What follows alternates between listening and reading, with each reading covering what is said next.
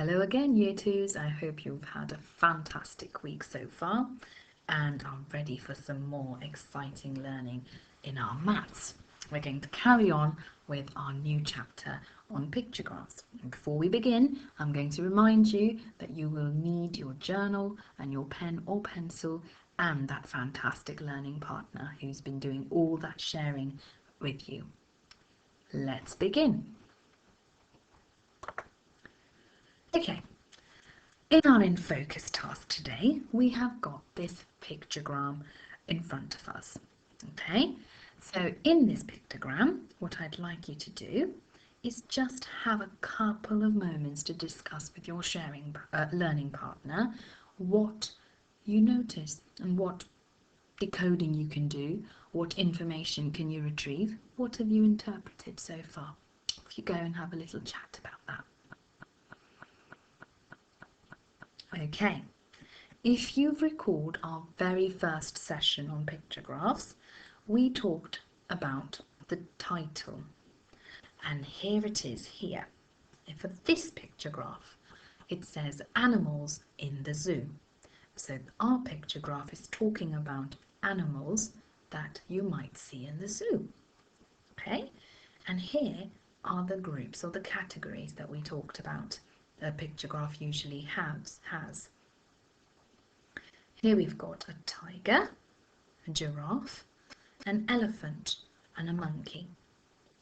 Who can remind me what these dots represent or what a dot might represent in a pictogram or pictograph?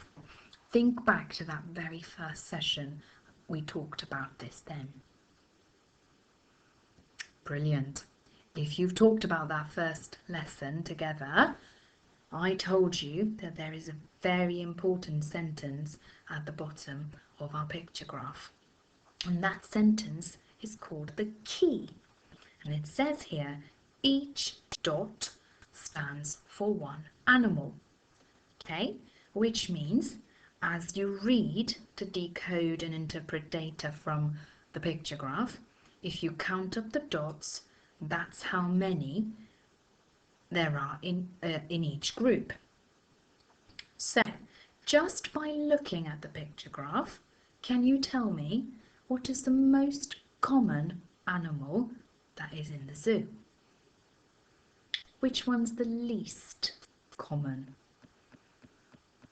How many more monkeys can you see than elephants? What did you do? Okay, now just by looking at the pictograph, I can tell that the elephant is the least common animal in the zoo because there's only 2 of them. So there we go, there's our first dot and second dot. And the tiger is the most common animal in the zoo because there's 1, 2, 3, 4, 5, 6, 7, 8, 9, 10. So there's 10 tigers in the zoo. What a lucky zoo! Now, if I wanted to find out how many more monkeys there are than an elephant, what did I need to do? Pause the video and have a discussion with your learning partner.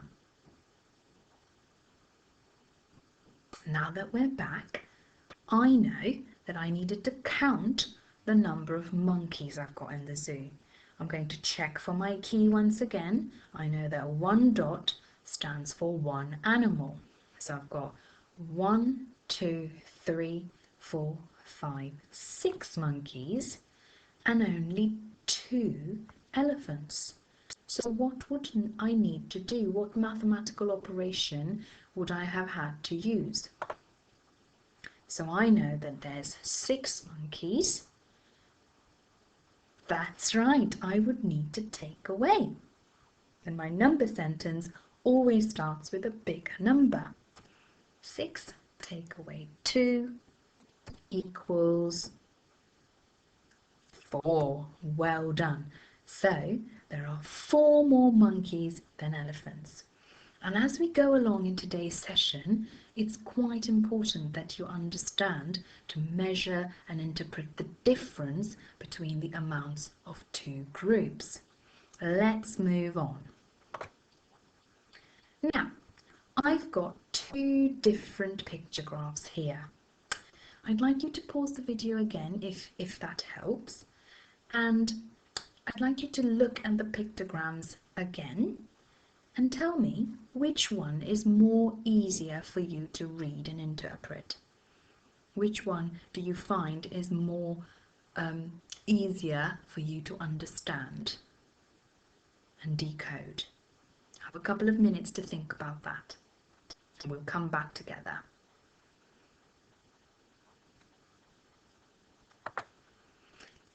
We can compare the amounts easily on this pictogram that we looked at rather than this one.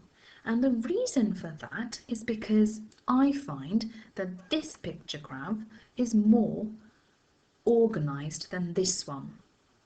And when you use the same symbol to represent the amounts in the different groups, it helps your brain to look and count accurately.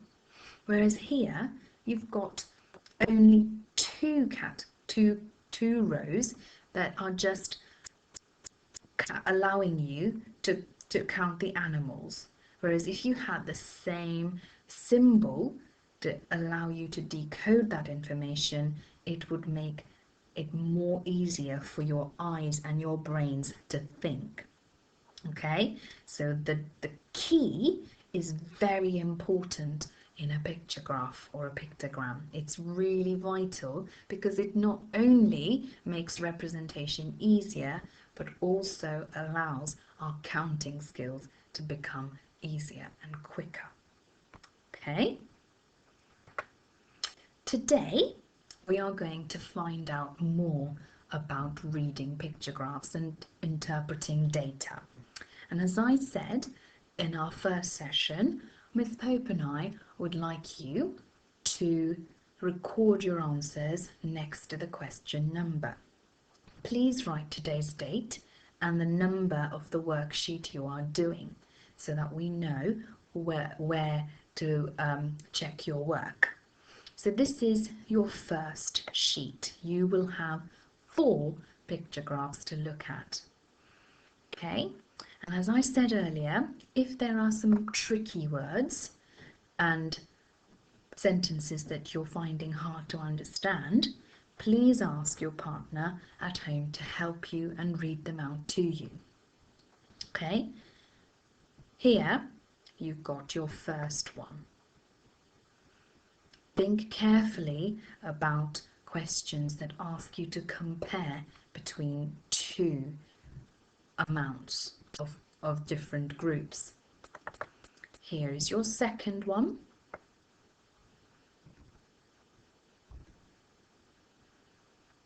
Okay, what mathematical operations would you need to use if it's asking you to find out something that's more or less than a different group? Think carefully and do not rush. This is your third one.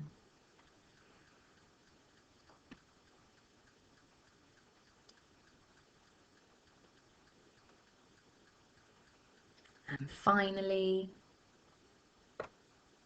this is your fourth. Once again, I'm reminding you to check carefully for the key in each of your pictographs, because that is going to tell you what's important to look at in your graphs while reading and decoding your information. Okay, you have the knowledge and the skills to decode a picture graph. You know how to take away and subtract. You know how to add and bring all things together. Okay, you know that it's important to look and check for the key in your picture graphs. I know that you are fantastic and amazing learners, and I believe that you're going to ace this work. Okay, so until next week to do more amazing learning, I'm going to sign out and say stay safe and be fantastic. Bye bye.